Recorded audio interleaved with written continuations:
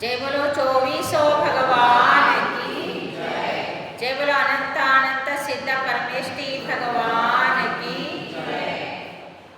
जय बोलो चारित्र चक्रवर्ती आचार्य शांति सार मुनि महाराज की जय बोलो आचार्य विद्यानंद मुनि महाराज की जय बोलो धीर सेन मुनि महाराज की जय बोलो हरिका स्मृतमती माता जी की जय बोलो हरिका भरतमती माता जी की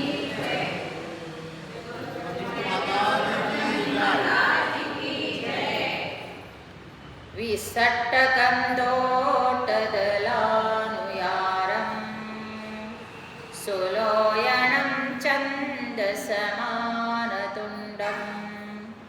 गोनाजियं जम्पयकोपसोमं तं गोमटेशं पनमामि नित्यं पनमामि नित्यं पनमामि नित्यं।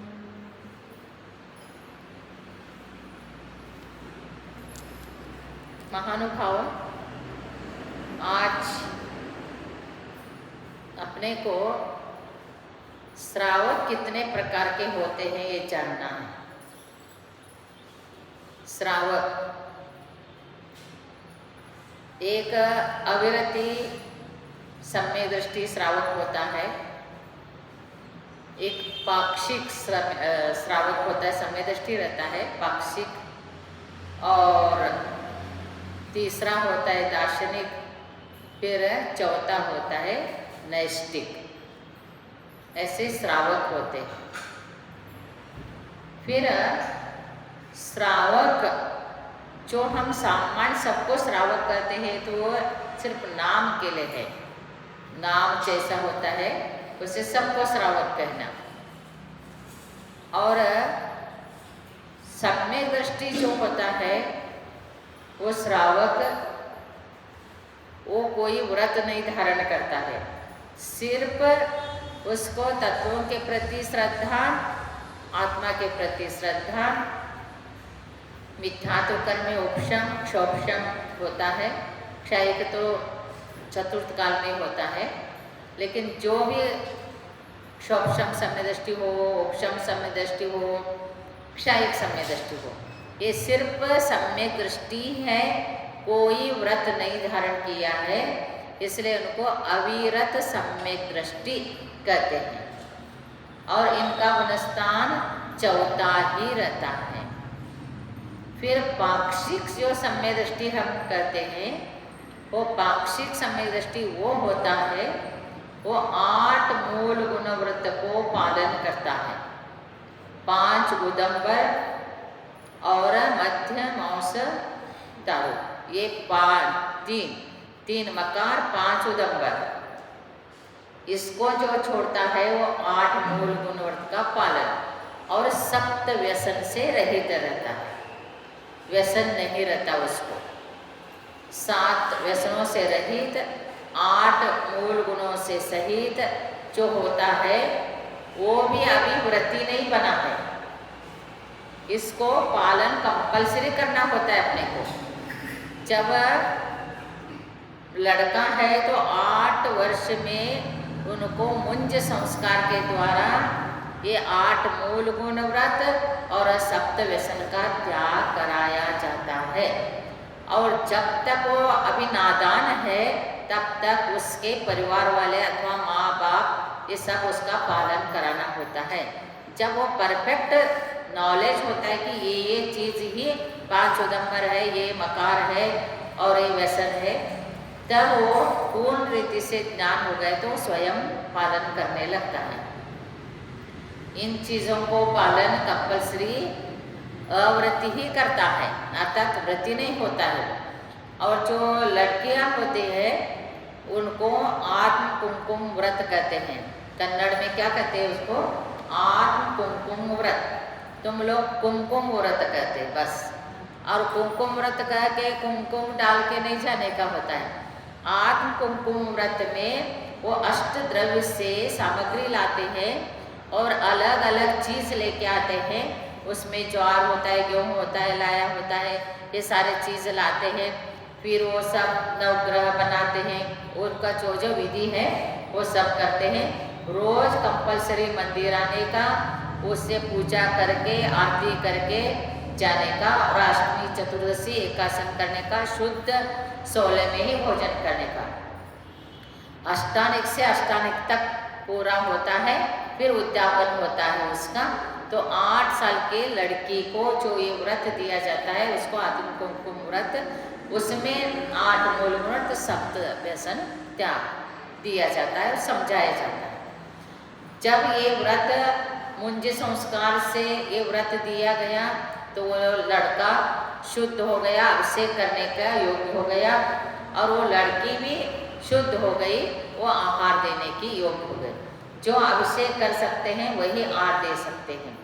बहुत से लोग 2 साल 3 साल 4 साल के बच्चे को भी 16 पहनाते हैं और लेके आते हैं। उसको 16 भले पहनाओ, वहाँ पर बाजू में बिठाओ और पीछी देने के लास्ट में जो पीछी देना है वो पीछी देने के टाइम में उसको लेके आओ और उसको दिखाने के लिए वहाँ बैठने देना, लेकिन उनसे कोई आहार नहीं दिलाया जाता है, वो देख के बैठेगी।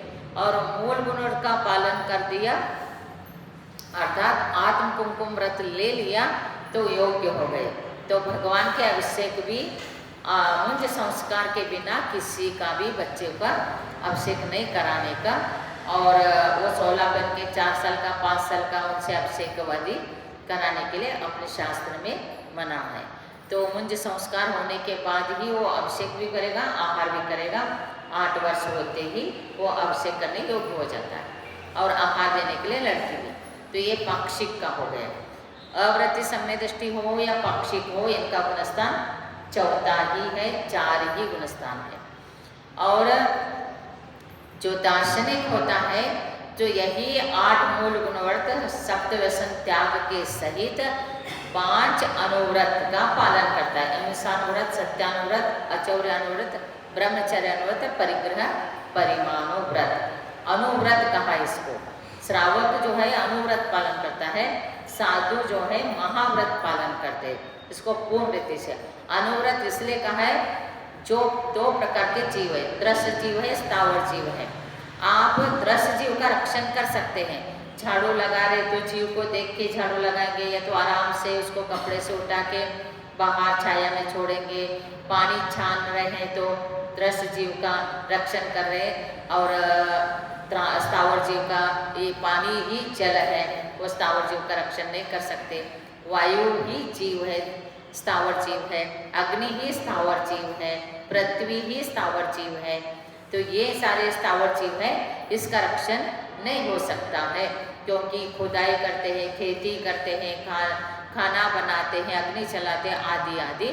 इस सब में स्थावर जीव का रक्षण नहीं होता है। लेकिन बुद्धि पूर्वक ये कोई हिंसा नहीं करता, लेकिन उसका उपजीविका ही इसी के ऊपर है, तो उसके लिए स्थावर जीव का रक्षण नहीं होता। और दृश्य जीव का बुद्धि पूर्वक रक्षण करते हैं, इसलिए वो अनुव्रति हो जाता है। अहिंसानुव्रत, सत्यानुव्रत, अचौर्यानुव्रत, ब्रह्मचर्यानुव्रत, परिग्रह परिमाण। अहिंसा में ये जो दृश्य जीव का रक्षण, स्थावर जीव का रक्षण नहीं, अहिंसा।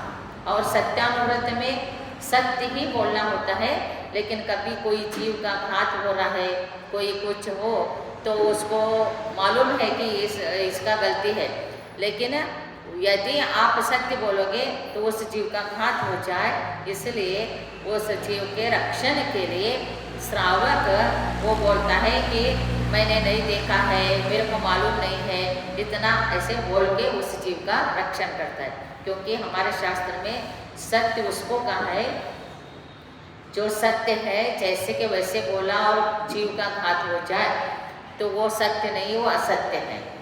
और आपने असत्य बोला अर्थात हमने देखा नहीं है। कोई पारदी वगैरह होता है ना, भील वगैरह, कोई जीव हिंसा के लिए आ गया तो उसको मारने के लिए आ गए, कोई छुप के बैठा है जीव, तो उसको आपने देखा है, उसको मालूम नहीं, आपसे पूछ लिया कि यहाँ पर कोई जीव गया है क्या, ऐसे हिरन गया है क्या, अमुक गया, तो आपने बोला देखा है, लेकिन बोला नहीं, क्योंकि आप उस जीव का रक्षण कर रहे हैं। तो इसलिए आपने झूठ बोला तो भी वो जीव का रक्षण हो गया, तो वो झूठ नहीं है, वो सत्य ही है।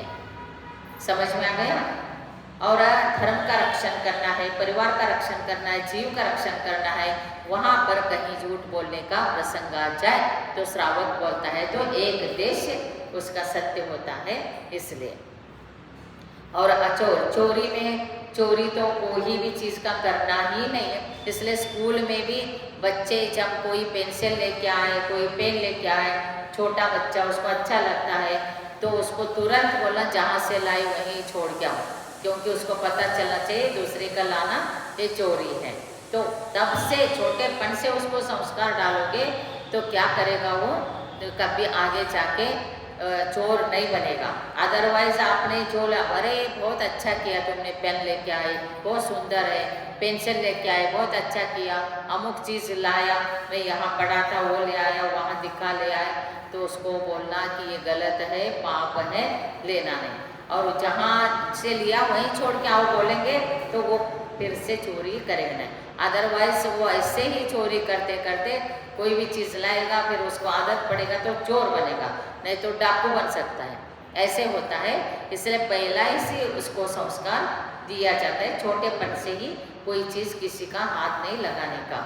और अपने को एक देश क्या है अचौर्य व्रत का, पानी और जल, मिट्टी और पानी, ये दो चीज़ बिना पूछे ले सकते हैं।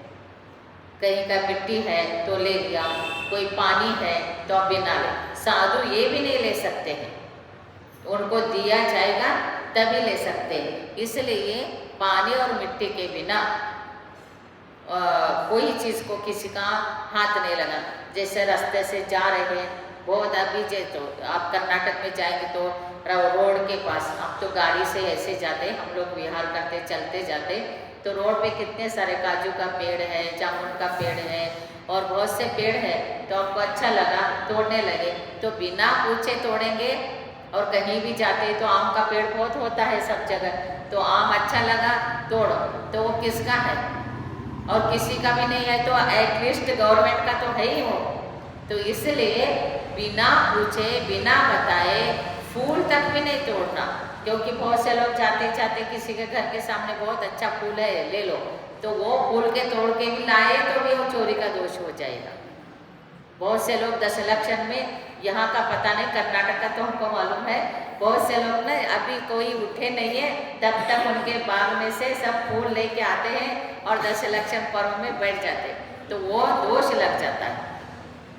इस प्रकार से कोई वस्तु नहीं लेने का, सिर्फ जल और पानी ये दो चीज़ ले सकते, अदरवाइज कोई नहीं। ये होता है आचौर्य अनुव्रत। ब्रह्मचर्य अनुव्रत में सारे जितने भी स्त्रियां हैं माता के समान, बहन के समान, बेटी के समान देखने का, और सिर्फ अपने शादी किए हुए जो पत्नी होती है वो उसके लिए वो पत्नी बस उनकी है, और स्त्री है तो पति और पुरुष है तो पत्नी। तो इसके अलावा सब लोगों का त्याग, ये ब्रह्मचर्य एक देश ब्रह्मचर्य का पालन हो गया। और परिग्रह, परिग्रह में जितना आवश्यकता है अपने पूरा लाइफ में उतना, एक मकान बस हो जाता है एक ही मकान रखने का, और सोना कितना चाहिए 100 तोला 100 तोला, 200 तोला तो 200 तोला उतना ही रखो, उससे ज़्यादा कम कर दो। साड़ी कितने होते हैं, दुकान में जितना होता है उतना मकान में साड़ी है ना, सब अलमारी भरा हुआ रहेगा, दो अलमारी भरा रहेगा, चूड़ी का सब, जितना साड़ी का कलर उतना चूड़ी का कलर, उतना ही सारे ड्रेस हो मैचिंग का, सारे चीज ऐसे होते होते कितना हो गए। और हम किसी को भी दिल्ली में वगैरह परिग्रह का प्रमाण करो, साड़ी का वगैरह प्रमाण करो बोले तो माता जी हम 500 साड़ी रखेंगे, 500 साड़ी रखेंगे। तो देखो 500 साड़ी के बाद क्या बताओ, ऐसे ऐसे लेते हैं। और आपको मालूम है बॉम्बे दिल्ली में एक दिन यार जो साड़ी पहने है ना पूरा चतुर्मास होने तक वो रिपीट नहीं होता है, ऐसे साड़ियाँ पहनते, ऐसे ड्रेस पहनते, तो ऐसे आभूषण पहनते हैं। तो कहने का तात्पर्य भगवान के पुण्य से उनके पास संपत्ति है, भोग रहे भोगने दो, लेकिन मर्यादा तो करना चाहिए। तो इस प्रकार से उस परिग्रह में इतना ही साड़ी रखेंगे। अब 4 महीने चल रहे तो ज़्यादा कहीं जाना नहीं आना नहीं, कार्यक्रम नहीं, शादी नहीं, कुछ नहीं, 50 साड़ी लेंगे, भले आपके अलमारी में और 100 क्या 200 साड़ी हो, लेकिन आप 50 साड़ी का नेम कर दिया, या तो एक दिन में 2 साड़ी का नेम कर दिया, एक ही दिन के लिए कर दिया, अष्टमी के लिए, चतुर्दशी के लिए, वो भी परिग्रह प्रमाण में आ जाएगा। और अपने जीवन के लिए कर दिया तो 50 साड़ी करो, कोई कितना भी जितना आपको करना है करो, लेकिन उसके आगे का तो बंद हो जाएगा, उसके आगे का तो क्या होगा, परिग्रह संबंधी पाप बंद नहीं होगा। इस प्रकार से अनुव्रत को धारण करना होता है। तो ये क्या है, देखो आपको जो चाहिए वो सब है, मकान भी है, खेती भी है, व्यापार भी है, और वो सोना चांदी भी है, वस्त्र अलंकार सब कुछ है। फिर आपको आवश्यकता जितना नेम लेके ये पंच अनुव्रत धारण करेंगे, आज के आज ही करेंगे, तो आज ही आप लोग स्वर्ग का देव का आयु बंद कर लेंगे। अर्थात नेम है जो पंच अनुव्रत, पंचानुव्रत निधियो निरतिक्रमणा फलन्ति सुरलोकम् यत्र अभिज्ञान गुण अष्टगुणाः दिव्य शरीर च लभन्ते। कितना सुंदर बताया। पंचानुव्रत निधि, पंच अनुव्रत को निरतिक्रमण, निरतिचार पालन जो करता है वो फलन्ति सुरलोकम, वो कहाँ जाता है, स्वर्ग में ही जन्म लेता है। भवनवासी मंत्र ज्योतिषी नहीं होता है, स्वर्ग का कल्पवासी देव होता है। और क्या कहा है, यत्र अवधि, वहां पर अवधि ज्ञान है, और वहां पर क्या है, अष्ट गुण, 8 गुण है। 8 गुण कौन से, अनिमा, महिमा, लगिमा, गरिमा, प्राप्ति, प्राकम्य, ईशित्व, वशित्व, 8 गुणों से, 8 रुद्धियों से, महारुद्धियों से सहित हो जाएगा। लास्ट मोमेंट में भी एक अंतर्मूर्त के लिए भी पंच अनुव्रत को धारण करके सारे त्याग करके जो इस शरीर को छोड़ता है वो निश्चित स्वर्ग का देव ही बनता है। बुद्धिपूर्वक छोड़ना चाहिए, क्योंकि नेम है जो तिरंचायु का बंद किया है, मनुष्यायु का बंद किया है, नरकायु का बंद किया है, वो पंच अनुव्रत 5 मिनट के लिए भी धारण नहीं कर सकता। रावण को इतना ज्ञान था, इतना ज्ञान था, शास्त्र में पारंगत था वो, और बड़े बड़े विद्वान आचार्यों के साथ डिस्कशन भी करता था शास्त्र का, भगवान की भक्ति इतना करता था, सब कुछ करता था, लेकिन उससे व्रत धारण नहीं होता था, वो व्रत लेने का भाव ही नहीं होता था।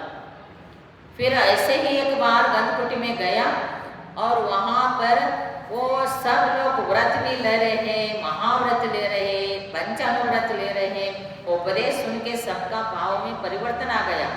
ऐसे आपको भी आज उपदेश सुन के आप तो ये सारी चीजें पालन करते हैं, भगवान का दर्शन करना है, अनुव्रत का पालन करना है, पहला प्रतिमाधारी बनेंगे तो आपका गुणस्थान 5वां हो जाएगा और नैष्टिक श्रावक बन जाएंगे आप। तो वैसे उसने सोचा सब लोग तो व्रत धारण कर रहे और मैं रोज ही इतना उपदेश सुनता, सब कुछ करता हूँ, लेकिन मेरा भाव ही नहीं बन रहा है।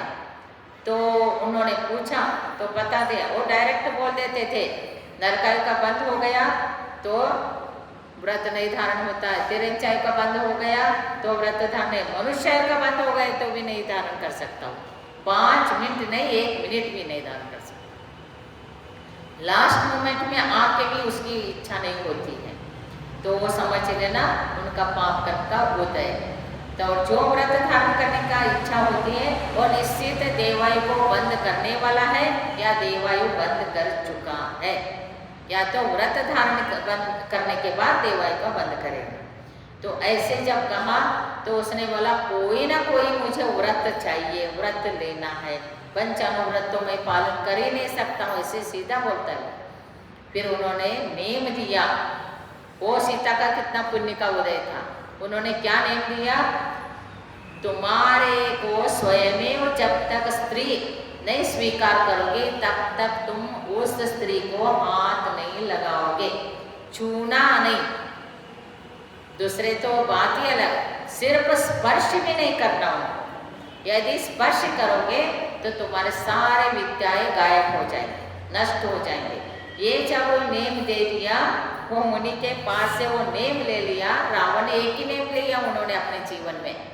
क्या नेम लिया? व्रत नहीं लिया, पंचानुव्रत। शास्त्र का दाता था, सब कुछ, राजनीति अच्छा जानता था, बलवान था, सब कुछ था, सब कुछ था, बट अनुव्रत धारण नहीं कर पाया। अनुव्रत धारण नहीं कर पाया तो महाव्रत धारण करने का सवाल ही नहीं उठता है। तो फिर वही व्रत सीता के लिए कितना फायदामंद रहा। तो जब नारद ने उनको बताया कि राम के साथ सीता की शादी हो गई, जनक राजा की पुत्री का शादी राम के साथ हो गए, ऐसे समय और मंडप से हो गए, ये सब कुछ बताने के बाद वो कौन ऐसे होता है कि मैं त्रिकंडाधिपति हूँ और मेरे राज्य में जितना स्त्री है वो मेरे हैं, ऐसे उसके अंदर गर्व। और वो कहता है मैं उससे हरण करके लेके आता हूँ, तो हरण करने के लिए आता है और मारीच को बोलता है कि तुम मायामय हो जाओ और तुम माया से तुम हिरण बन जाओ, सोने का हिरण बन जाओ। और वो हुआ था क्या, वो जंगल में थे और वहाँ पर तीनों बैठे थे, राम लक्ष्मण सीता, और अपने पर्णकुटी में बैठे थे। तो उसमें वो हिरण आ गया सोने का, बहुत सुंदर, उनके सामने हिरण खेलने लगा, कूदने लगा, वो इधर जा रहा है उधर जा रहे, देखे तो उनको मोह हो गया, किसको? सीता को। और सीता कहने लग गई ये हिरण मुझे चाहिए, ये हिरण मुझे चाहिए बोलते ही उन्होंने क्या कर दिया, अच्छा मैं लेके आता हूँ करके राम उठने लगे। तो राम को कहते हैं कि आप मत उठना भैया, और मैं लेने के लिए जाता हूँ। तो लेने के लिए जैसे गए तो आगे कूद के जा रहा है। फिर वो लक्ष्मण ने कहा था कि जब भी राम जब गए हिरण को लेने के लिए, फिर लक्ष्मण ने अपना रेखा खोल के रखा, पहले राम जाता है फिर लक्ष्मण जाता है, फिर लक्ष्मण रेखा उन्होंने कर दिया था सीता को। ये लक्ष्मण रेखा अभी भी बोलते देखो, लक्ष्मण रेखा का उल्लंघन नहीं करना, अर्थात लक्ष्मण रेखा उन्होंने कर दिया और बोला कि इसके लक्ष्मण रेखा के आगे जाने का नहीं, आपको सुरक्षित रहने का। और उन्होंने बोला था कि मैं सिंह नाद करूँगा, कोई आपत्ति आ जाए तो आ जाना। तो उन्होंने यही मायाचार से मारीची ने हिरण भी बना था, सिंह नाद भी किया था, और वो बेचारा वो भी चला गए, राम भी चले गए, लक्ष्मण भी चले गए हिरण को ढूंढने के लिए। और वो जैसा जैसा हिरण को पकड़ने जाते वैसा ऐसा हिरण कूदते कूदते आगे बढ़ रहा है, और सीता को चाहिए तो करके दोनों भी पराक्रम करके लाने के लिए गए। और वो राग देखो, राग कैसे फंसाता है। तो वो सोने का तो हिरण हो ही नहीं सकता, लेकिन बुद्धि उस टाइम में थोड़ी सोचता है, जो बुद्धि कर्मानुसार में हो गए। फिर हिरण सोने का है तो लेने के लिए गए तो वो नहीं मिल पाया, और सिंह नाद कर दिया उसने मायाचर से मारीच ने। और इतने में रावण आके वहाँ पर, उसको रावण को मालूम था किसी प्रकार से यहाँ पर ये सीता हमारे को मिलने वाली है ही नहीं, किसी के आधीन आने वाले नहीं है। आधीन आएगी तो सिर्फ किसके आधीन आएगी, और वो राम के ही आधीन। तो उसने क्या कर दिया, राम का रूप धारण कर दिया।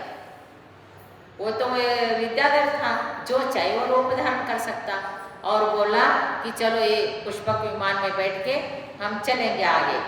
तो फिर उसको राम का रूप धारण करके मायाचल से सीता को पुष्पक विमान में बैठने के लिए कहा। वो हाथ खींच के वो लेके नहीं गया है, स्पर्श नहीं कर सकता, उसका नियम है।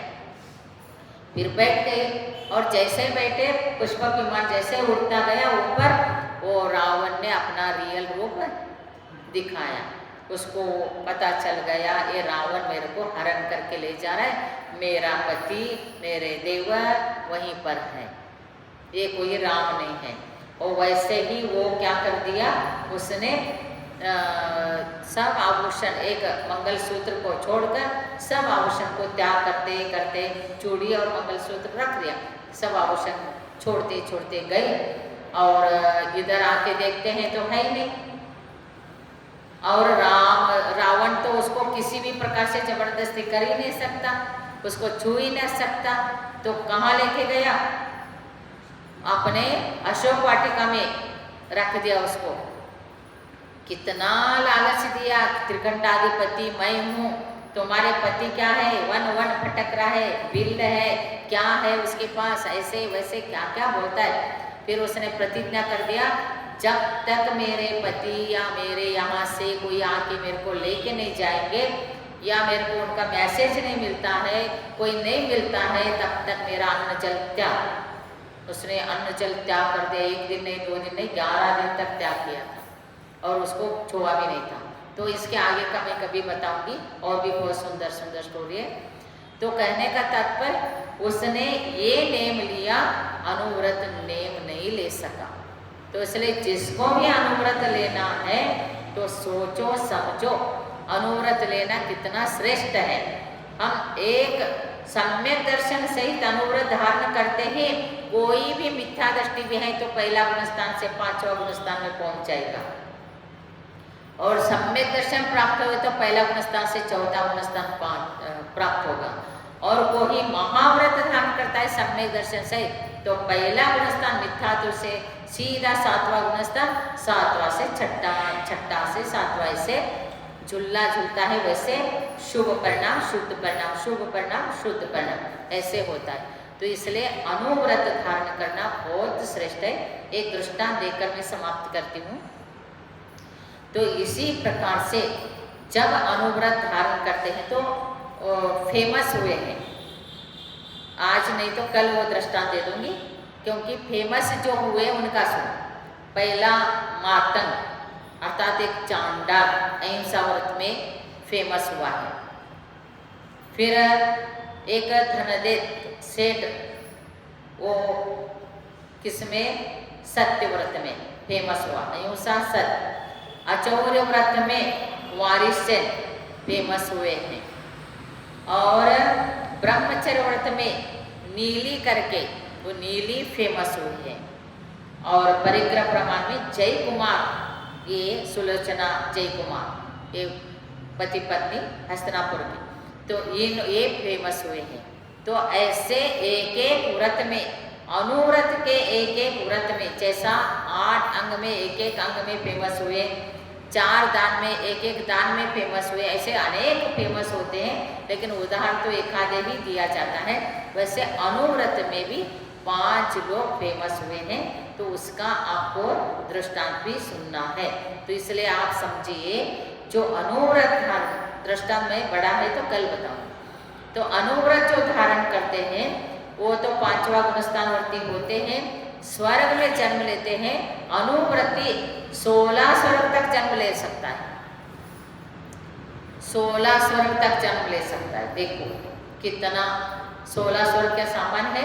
इस काल में भी 16 स्वर्ग तक, क्योंकि हीन संवर्ण वाले, हीन संवर्ण जो है असंप्राप्त स्वपाटिका संवर्ण और कीलित संवर्ण अर्धनाराज, या तो इधर से जाएंगे तो अर्धनाराज, कीलित, असंप्राप्त स्वपाटिका, ये 3 संवर्ण ही इस पंचम काल में होते।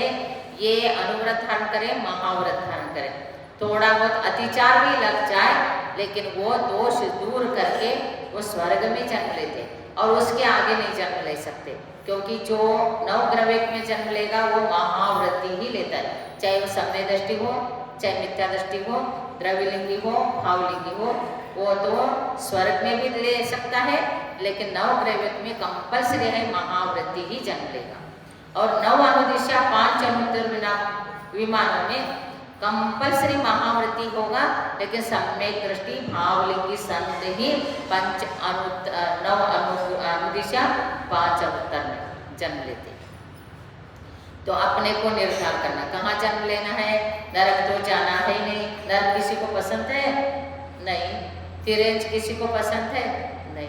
मनुष्य बनने को किसी को पसंद हो सकता है, लेकिन मनुष्य बन के भी ऐसे कर्म पाप पुण्य दोनों का फल, कन्नड़ में रत्नाकर कवि ने कहा है, अधिक पुण्य करता है तो स्वर्ग में जन्म लेता है, अधिक पाप करता है तो नरक में जन्म लेता है। और पुण्य और पाप दोनों मिक्स होता है, पुण्य पाप दोनों मिक्स हो तो या तो मनुष्य बनता है तो तिरेंच बनता है। इसलिए तिरंचों में भी पुण्य का फल भोगते हैं, पाप का भी फल भोगते हैं। मनुष्य भी पाप का भी फल भोगता है, पुण्य का भी फल भोगता है, ये दोनों भोगता है। और इनसे सब अच्छे से अच्छे सारे भोग के फिर परंपरा से चतुर्थ काल आदि में देव होने के बाद कितना फायदा है। अकृत्रिम चैत्यालय में जा सकते, विदेश क्षेत्र में जा सकते, पंच कल्याणकों में जा सकते।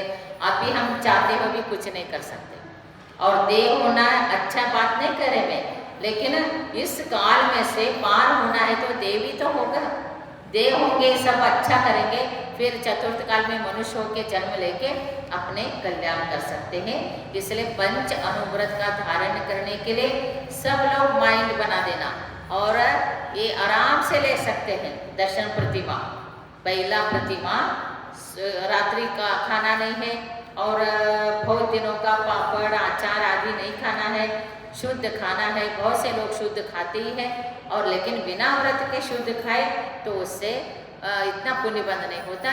व्रत से खाएंगे तो अच्छा रहता है। तो ये खा के थक गए हैं, अब तो वो सारे बाहर का खाना छोड़े और अवक्ष वस्तु तो छोड़ा है। तो इतने सारे पालन करके तो एक व्रत धारण कर लिया जाए तो सब कोई ऐसे कुछ है नहीं। भगवान का दर्शन, त्रिकाल भगवान का दर्शन, त्रिकाल नहीं करें तो एक बार में आते हैं तो एक बार में उठ के बैठ के 3 बार दर्शन करो तो हो गया। लेकिन करो तो सही, हो सकता है तो 3 बार करो, हो सकता है तो 2 बार करो, लेकिन एक बार तो भगवान का दर्शन करना मस्ट है। और सम्यक दर्शन सहित भगवान का दर्शन हो, और ये मूल गुणादि का पालन, शुद्ध आचरण, शुद्ध खान पान, तो ये दर्शन प्रतिमा का है। तो ये दर्शन प्रतिमा लेके, व्रत लेके 5वां गुणस्थान में पहुंच जाओ। और 5वां गुणस्थान आरिका का भी होता है और श्रावक का भी होता है। और देखो आप बोलेंगे माता जी बन के भी 5वां गुणस्थान और हम श्रावक रह के भी 5वां गुणस्थान, क्या फर्क रहा? ऐसे आप बोलेंगे, ऐसे नहीं, वो कैटेगरी में फर्क है। जैसा भाव शुद्धि में फर्क है। एक उदाहरण देती हूँ, आप एरोप्लेन से भी ट्रैवलिंग करते हैं, ट्रेन से भी ट्रैवलिंग करते हैं, तो आपके कौन से कोच होता है? 2 टायर, फर्स्ट टायर, क्या क्या होता है, वो सारे उसमें आप बैठ के जाते हैं तो कितना सुविधा रहता है। एसी का आपने कर दिया तो कितना सुविधा है। और उसी ट्रेन में नौकर भी जा रहे, चाकर भी जा रहे, और भी लोग जा रहे, और वो जनरल में भी कोई बैठ रहा है, जा रहा है, बैठ रहा है। वही ट्रेन है, वही स्पीड है, वही सब कुछ है, लेकिन फर्क है कि नहीं? एरोप्लेन में कोई काम करने वाले हैं और एयर होस्टेस है, और वो दूसरे लोग भी हैं, और ये व्यापारी लोग भी हैं, और बहुत बड़े बड़े श्रीमंत लोग भी है, लेकिन उनके कैटेगरी अलग अलग है। बैठने का सुविधा सब कुछ अलग है। एक ही एरोप्लेन है, एक ही एरोप्लेन उड़ता है, एक ही एरोप्लेन वहीं पहुंचाता है, लेकिन वो एरोप्लेन में बैठने की जगह कितना फर्क है। तो वैसे ही गुणस्थान 5वां हमारे भी रहे, तुम्हारे भी रहे, लेकिन हमारे विशुद्धि से उत्कृष्टता और आपके फर्क में फर्क रहेगा। इसलिए विशुद्धि के अनुसार जाएंगे तो विशुद्धि में बहुत फर्क रहता है। इसलिए महानुभाव, तो गुणस्थान कोई भी हो, लेकिन हम 4 से 5 पहुंच गए, व्रती बन गए, तो कितना पुण्य का उदय से वृत्ति बनता है। जब तक मिथ्यात्व और अनंतानंदी क्रोधमान मायालोभ में उपशम नहीं होता या क्षोभशम नहीं होता है, या तो मिथ्या समय प्रकृति और अनंतानंदी क्रोधमान मायालोभ इसका क्षय नहीं होता है, तब तक वो क्षय समय दृष्टि नहीं बन सकता, या उपशम समय दृष्टि नहीं बन सकता, या क्षोभशम समय दृष्टि नहीं बन सकता, या क्षौक्षमिक चारित्र वाला भी नहीं हो सकता, या उपशम चारित्र वाला भी नहीं हो सकता। इसलिए इतना बेनिफिट है, तो आपको धारण करने के लिए विचार करना, फिर आप भी व्रत लेना, और ले सकते हैं, कोई भी बाधा नहीं है। तो ऐसे व्रत लेके, इतना सारे व्रत लेके 4 महीने चतुर्मास में कितना हमारे को अच्छा लगेगा। तो ऐसे घर गृहस्थी भी संभालते रहेंगे, सब कुछ आज जैसा है वैसे ही रहेंगे, बस लेना है व्रत, खाना है शुद्ध, और कुछ करना नहीं। तो इसलिए इस प्रकार अनुव्रत का भाव बनाए और आत्म कल्याण का भाव बनाए। जय बोलो 24 भगवान की जय। नमो अर्हंतानम